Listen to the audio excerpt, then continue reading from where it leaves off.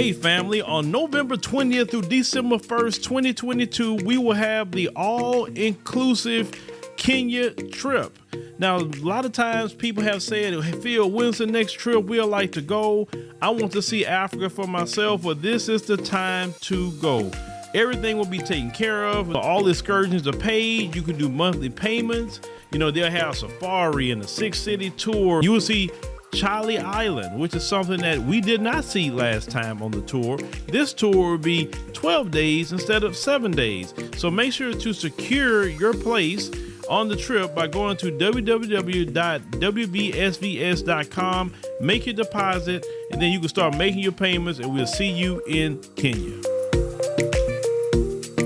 All right, ladies and gentlemen, we are finally here with Dr. LaTasha and Mark Blanton from the real South Africa. I know you've been seeing they, face and picture and interviews come on the channel, and we brought us out here, and also some of the subscribers that came.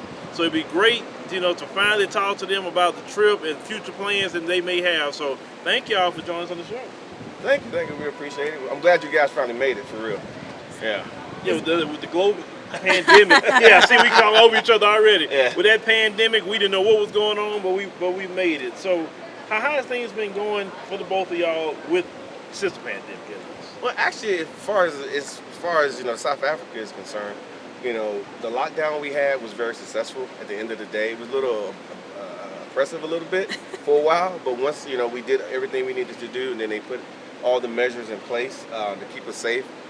We've been feeling pretty free, and so we've been able to travel around the country, and then of course bringing people into the country so they can have a good time here and discover South Africa. I would say so too. I mean, I was just saying the other day that this past February, we had 7 days since 2020 where we did not have a traveler in the country. So we've been really, really busy. But we're grateful that you're finally here. I think your subscribers are happy that you're finally here. They're like, I can't believe we're finally here. So I'm grateful that you're here. So thank you for trusting us to do this for you. We've got a lot of great things planned for you and for them as well. So they're already having a good time. It's only going to get better. All right, so let me ask you about just the travel industry. What made y'all want to actually get into that? Because from what I've seen, for me, God bless you. But what made you want to get into that? Well, for us, it was easy. It was business. Any businesses, they're all basically similar in a lot of ways. So we took it from a business perspective. We saw that there was a large gap in the industry, especially for African Americans in South Africa. We rarely saw them here. So we said, hey, what we can do from our business, background, let's set up a proper business that can actually bring people here properly. Proper hotels, proper transportation, and so we just looked at it from that perspective. And like I said, the area was there, and so we just moved into it, and then we kind of took it over, and that's where we are right now. So we do a lot of work with the tourism bureaus. They know who we are, and so forth. So it works out. What do you think, Tasha? I think that when you come to South Africa, you can easily find, like I think you and I spoke earlier, about some of the opportunities that exist. And if you open your eyes, if you're an entrepreneur by spirit and by heart, you'll see some of the deficiencies where you can kind of get into a space. And what we noticed was that when we were on the plane, there was only a few people that looked like us and more people that didn't look like us, and it didn't make sense. And because because of that, we started thinking, like, how come we're not here? And we started recognizing that a lot of people are jumping this particular province that we're in right now and going to another province. And I'm like, but everything that we like as a people is here in this province, i.e. Gauteng.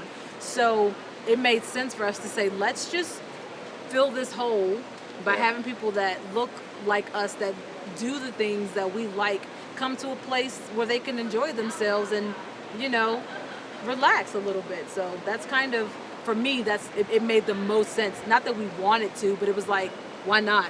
The opportunity is here, and why push it off to somebody else when we're fully capable and we can run a business. So that's what we do. Yeah, we just had the skill set, basically. I mean, we've been doing it for a while. Longer than we want to say, but I always tell people, they say, how long have you been married? And I go, well, we started our first business a year after we got married. So that's how many businesses, that's how long we've been in business together. So this is just what we do. It's what we do. Well, with Dr. LaTasha, you brought up something that I noticed, and I had a discussion with a sister from Atlanta. We were sitting on a plane from Amsterdam to Johannesburg, and it was so many of, as we say on my channel, them folks on the plane.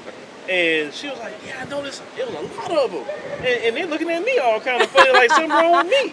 You know, and I'm like, I said the same thing. No matter where I went, whether it's here, Ethiopia, Kenya, same thing. Yeah. More of them coming over here than we should be coming. And it doesn't make any sense. But that'd be the same people that would say, well, why don't y'all go back to Africa? But yeah, you flooding Africa more than I am. Yeah. Look, you say that, but you don't really want me to go back. That's actually true. They really don't want you to go back. They really don't want you to go back. You serve a purpose, as we all know, in the U.S., and that's something that we won't get into.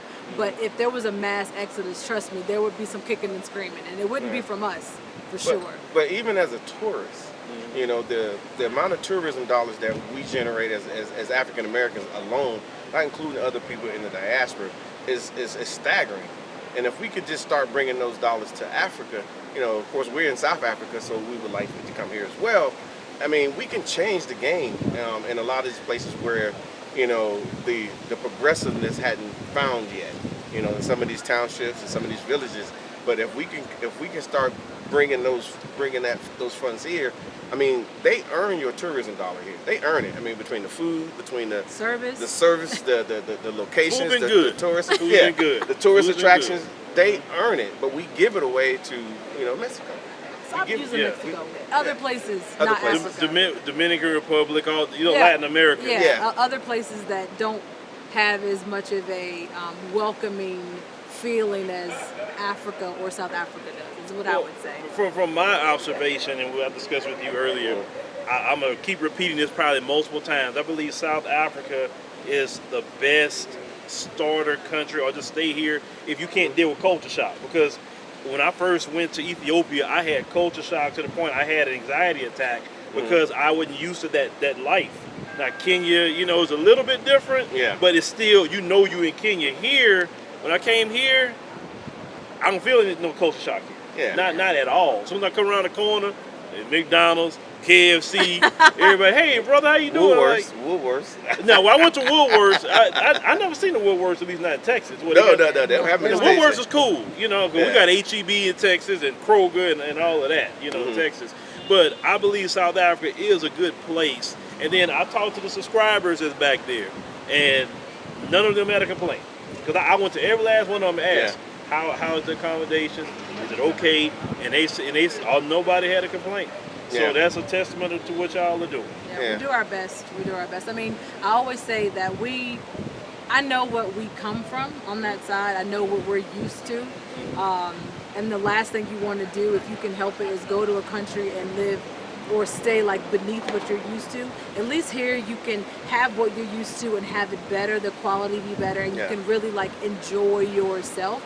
And I think that, like you say, I talk to some of them as well, and they're just like, I'm good.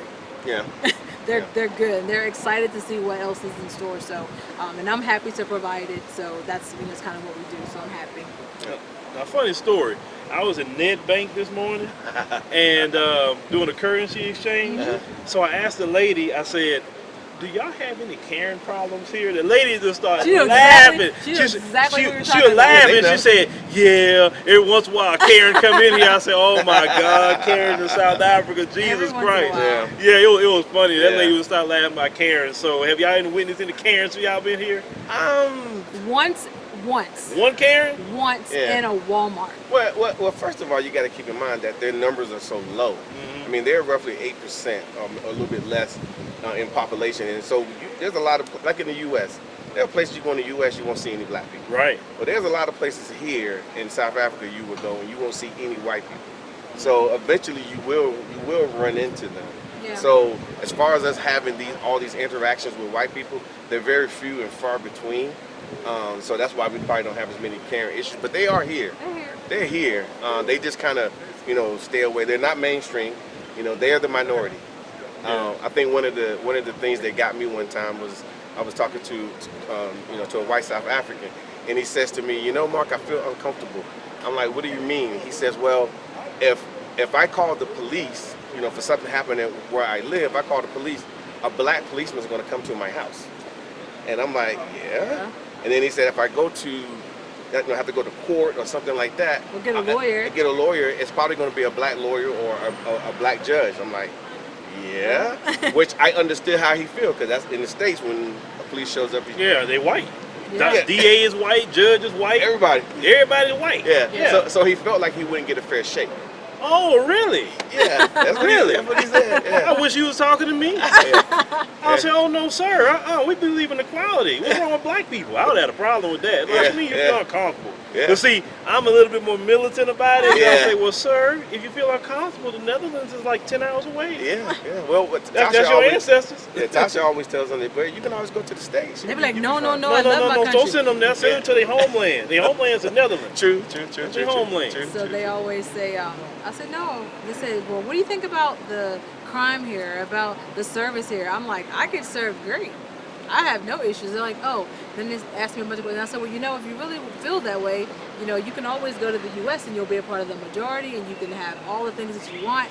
And their faces are like, I love my country. Yeah, This they don't want to leave beautiful. here. And I'm like, because it really is beautiful. They ain't going nowhere. And I'm cool with that.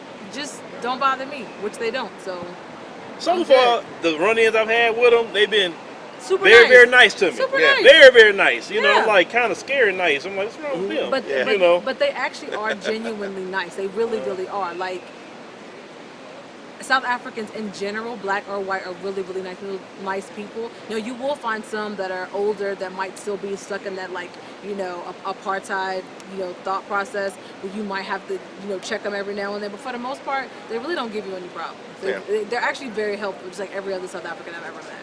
Yep, except when you're driving. But that's another story. I was walking by early. We come from Woodworth, and it was me and Kellen Sharif, and Karen was in her car with the window down, and then we passed by. She like that. I'm like, ain't nobody want to rob you. If somebody want to rob you, we've done it already. She's jumping for her. I'm just scared for her. There's no need for them to be scared. If somebody wanted to get her, trust me, they would have got her already. She got the window down. They ain't got to worry about you. Trust me. Yeah, but but it's been cool. Like I said, I say my first impression has been cool. Like I said, just even talking to people, and just that story how black South Africans and black Americans, our story just mirror, and we get it. Like I say, we divide it so quick on the conversation. I'm it's very similar. We just don't know it. Yeah. We just don't know it. Like, for example, I would say, I talk to a proper South African. So I say proper South African, and I would say to ask them, do they know Harriet Tubman? And they may not know. And of course, we're like, what do you mean? What do you mean? But then they might say, well, do you know Steve Biko? Or do you know this person or that person? And we don't know. But they all were freedom fighters.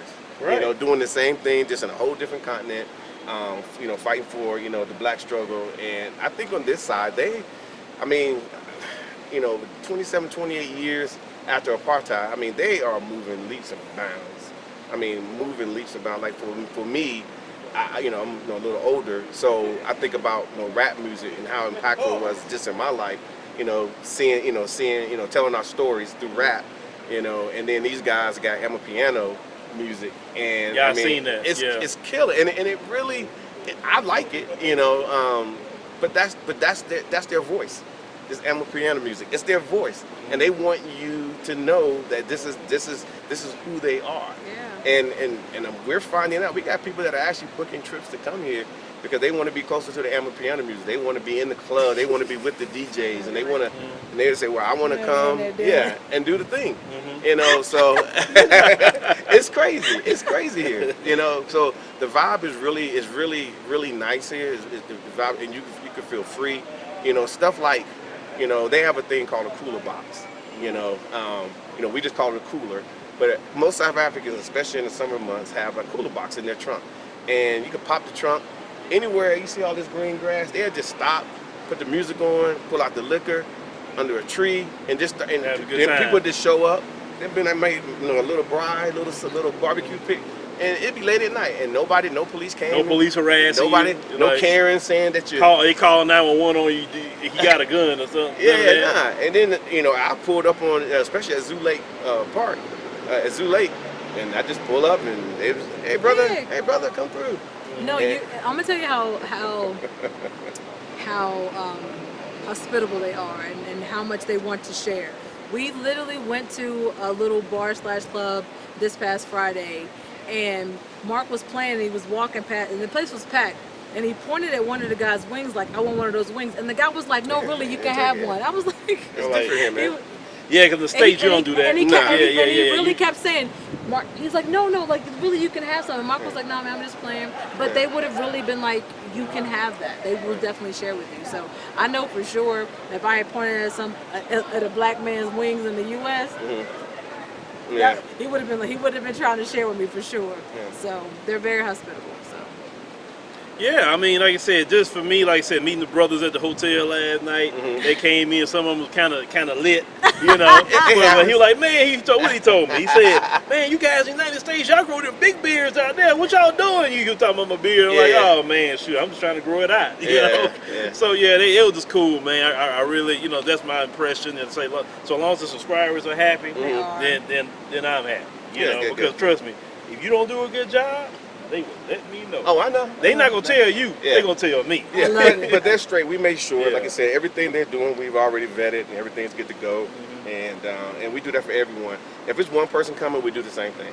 If it's two people coming, we do the same thing. Because, just to have the experience, because we all know, we all know the trepidation that people have to just come into Africa. They might get it from their family and friends, like, why are you going to Africa? Why are you doing this? Why are you doing that? And then, they don't come. Or they don't even want to talk about it. So we have a lot of people that come here and they don't even tell their friends and family until they get here, and then they start posting and they say, where you at? Oh, I'm in Africa. But they came and we want them to have a really good experience. We want them to be able to run out and do their thing, meet people, and like you did. People meet people all the time, and they get a good first impression. Right. That first impression is the last impression, no matter what somebody say. Yeah. So let everybody know what y'all got coming up in the future. I saw something about a real estate tour y'all had. Yeah. I'm always paying attention. So let people know about that. Okay, a lot of people come here, and the real estate here market is booming. It's a buyer's market, and of course the U.S. dollar is very strong. And you can buy property here, no issue, no different than buying it in the U.S. You can actually use the banks here, different criteria and so forth. But a lot of people can bring their own cash as well. But the properties here are awesome. You can move into estate living. You can, you can buy some nice property here in South Africa. So what we decided to do, since we've had so many people requesting it, in November we're gonna put together a real estate tour. And so what we're gonna do is we're gonna take people to several different estates, and then we're gonna take them to some lock up and go situations and condo situations, just different situations. But we're also gonna bring in, the real estate people. We're gonna bring in the banks. We're gonna bring in everything associated with buying a house. So when you get here, you can actually talk to those guys, one-on-one, so you can get all the answers, know what's available, because here in South Africa, they build things in phases, first of all. So you might see a house phase 1, you're like, oh man, it's sold. But they got phase 2, phase 3, phase 4 coming, and that's the good time to actually jump in, because those developers, they're going to be there as well. They're going to be there with us, so you can say, hey, I'm looking at buying a house. I plan on retiring in 5 years. Then you can talk to the developer and possibly start working your deal. All right. Well, definitely we appreciate y'all talking with us, and I know you got to get back to the group and all that. Yeah, we got stuff to do. Oh yeah, got stuff to do and people to talk to. So it's been real, and we definitely catch back up probably we got to go to Cape Town on Sunday. But we'll see you in the next couple days. We'll be popping in, but we're gonna take care of them. You're gonna get taken care of, so we'll be. All right. We'll be around. All right. So y'all know how to get in contact with them. The Real South Africa. Y'all should know that by now. RealSouthAfrica.com. Yes, sir. And make sure you contact them. If you're interested in that real estate tour or anything else, comment, question, concern. There they go. We'll talk to them. So appreciate y'all. Thanks, guys.